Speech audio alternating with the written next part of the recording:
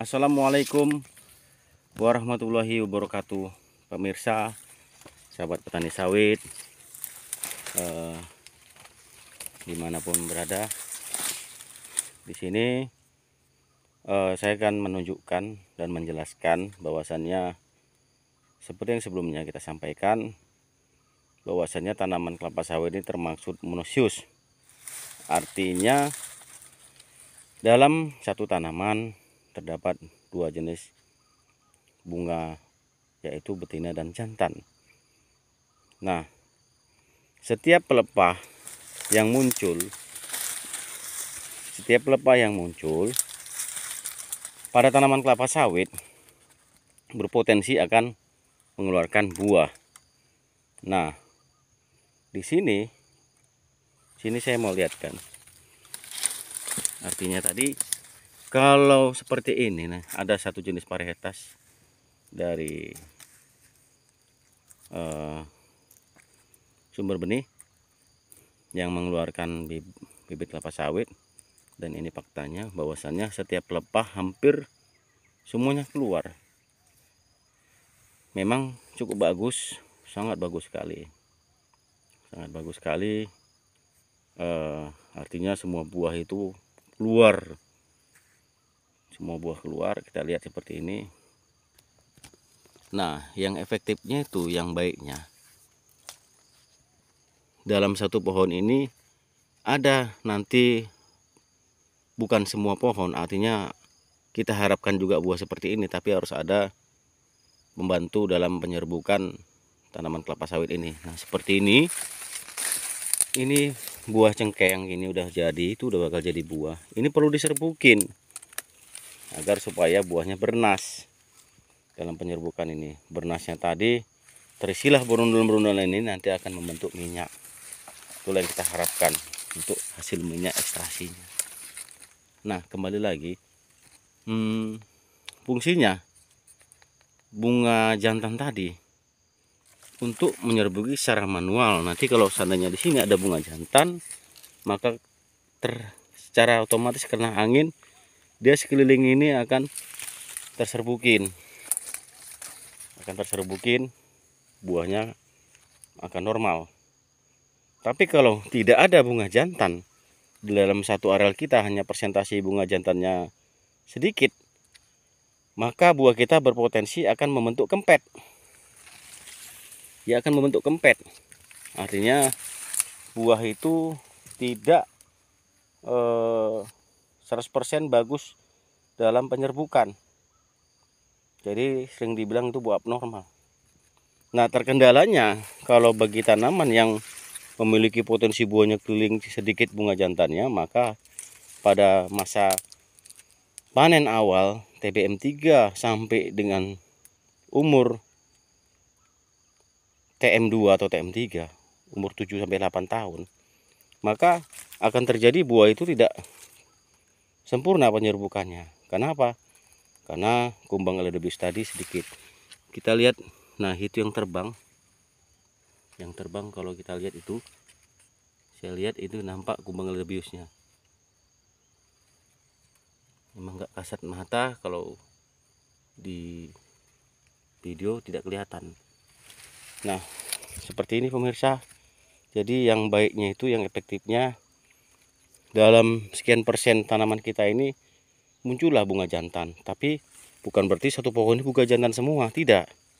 Adalah satu atau dua setiap berapa persen dari areal itu, fungsinya untuk menyerbukan. Jadi yang kita hadapin ini sekarang ini, BJR-nya memang kecil BJR-nya, tapi tandanya banyak. Rata-rata kalau kita panen pertama itu 3 kilo lah. 3 kilo itu standarnya dengan sudah kastrasi, kalau buahnya seperti ini kelilingnya. Tapi kalau produk dari PPKS, kita bisa buktikan bahwasanya pada masa panen perdana itu sudah bisa mencapai minimal 4 kilo, bahkan 5 kilo. Nah, seperti ini pemirsa. Inilah buktinya, membuktikan bahwasanya setiap pelepah akan muncul buah. Nah, ini dibuktikan. Kalau kita lihat itu standarnya satu semester itu rata-rata 32 tandan. 32 tandan. Nah, kita lihat, maaf, bukan satu semester. Artinya dalam 1 tahun itu dia adalah 32 tandan. Kita lihat berarti satu semesternya dia adalah 16 tandan. Kita hitung buahnya secara dari sini, kita lihat cat mata. 1, 2, 3, 4, 5, 6, 7, 8. 8 yang kelihatan. Berarti kalau kali 2 sebelah sananya itu berkisaran 15, 14, 15 sampai 16 tandan per pokok. Nah, seperti ini pemirsa. Kalau udah seperti ini, maka untuk membantu supaya buah ini bernas dalam penyerbukan karena kumbang elderberries kurang, karena jumlah jantan, bunga jantannya berkurang, maka kita akan lakukan polinasi. Polinasi seperti apa? Nanti dalam bentuk seperti ini polinasi itu. Polinasi itu serbuk jantan yang diambil, yang sudah disterilkan, nanti akan disemprotkan. Nah, disemprotkan di sini nanti. Polinasi itu disemprotkan dengan semprotan seperti baygon yang zaman dulu atau alat lainnya. Yang bisa. Nah, ini nanti bakal harus diserbukin supaya buahnya bernas. Nah, kita lihat seperti ini dampaknya. Ini karena kurang punya bunga jantan, maka terjadilah buah itu pucuknya kelihatan busuk. Nih, kelihatan busuk. Padahal kalau buahnya 5 kilo ini tidak akan terjadi seperti ini. Inilah dampaknya pemirsa, pentingnya bunga jantan pada tanaman kelapa sawit kita untuk penyerbukan. Kalau kurang bunga jantan pada areal kita, maka yang terjadi adalah buah itu kurang dari penyerbukan, atau sering disebut buah parthenocarpi, buah yang kurang penyerbukannya, sehingga buahnya itu bondolnya kecil-kecil. Biasanya seperti itu, bondolnya kecil-kecil, durinya besar-besar, panjang-panjang, karena tidak sempurna lah dalam menyerbukan proses pembuahan ini. Nah, yang baiknya tadi ya kita akuin punya PPKS. Memang tandannya tidak satu semester, tidak seperti yang kita lihat ini 14 tandan. Bisa maksimal itu 10 tandan. Tapi buahnya memang sudah diakui besar-besar PCR-nya. Nah, ini beberapa persepsi bahwasannya intinya yang kita kutip dari ini adalah pentingnya penyerbukan tanaman kelapa sawit ini untuk membentuk buah yang bernas. Nah, bernasnya gimana? Ya bernasnya pasti yang petani harapkan BJR-nya pasti akan besar. Kita lihat hampir di sini semuanya muncul buah.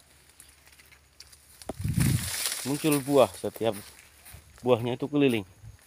Tapi juga kita di sini harus butuh polinasi, ataupun ya syukur saja di seputaran kita ini masih ada tanaman tua yang membantu kumbang elderberries masuk kemari.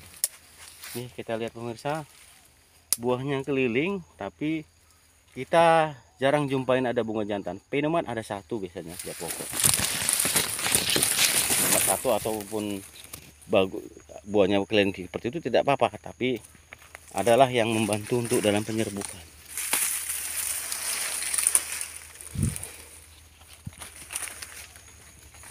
Nah, kita lihat yang sisipan aja seperti ini, buahnya keliling.